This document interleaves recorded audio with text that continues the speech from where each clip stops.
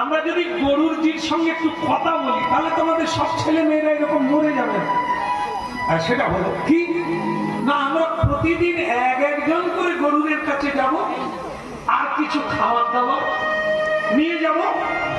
প্রতিদিন একটা করে সাপ ইচ্ছায় মৃত্যু হবে, মানে গরুদের কাছে পালি ভাগে।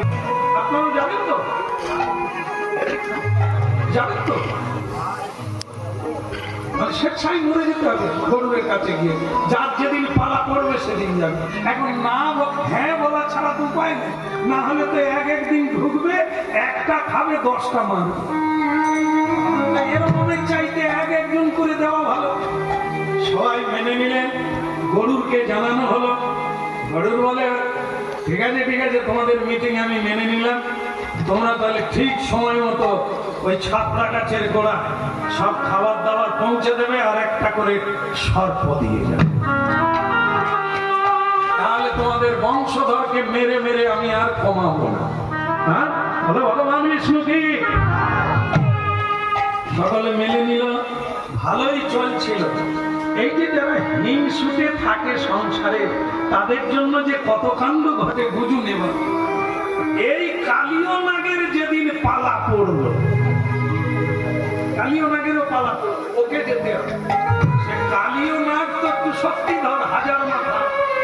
সে তখন বলে বইয়েই গেছে কাছে যেতে, বইয়েই গেছে যাবো কেন, রাখবো কেন, কাছে যেতে বইয়েই গেছে, কাছে যেতে বইয়েই গেছে।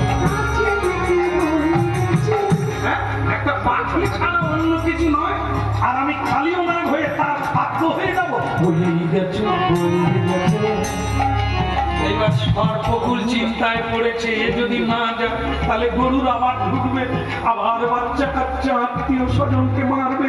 আরে বাপ তুই জানা, বইয়েই গেছে বইয়েই গেছে। এবার গরুর ছাবড়া গাছের গোড়ায় এসে দেখে খাওয়ার নেই। খিদে লাগে না?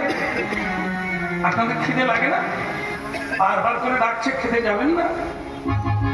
যাবেন না? হ্যাঁ, সে বলছে এই আজ কার পালি ছিল রে? সকলেই ভয়ে লুকিয়ে গেছে। আর কালীয় নাগ একটু মনে করছে যে আমার সঙ্গে যদি কোনোদিন যুদ্ধও লাগে তাহলে আমি গরুরকে হারিয়ে দেবো, বই গরুর জিততে পারবে। তো সুতরাং তার কোনো ভয়।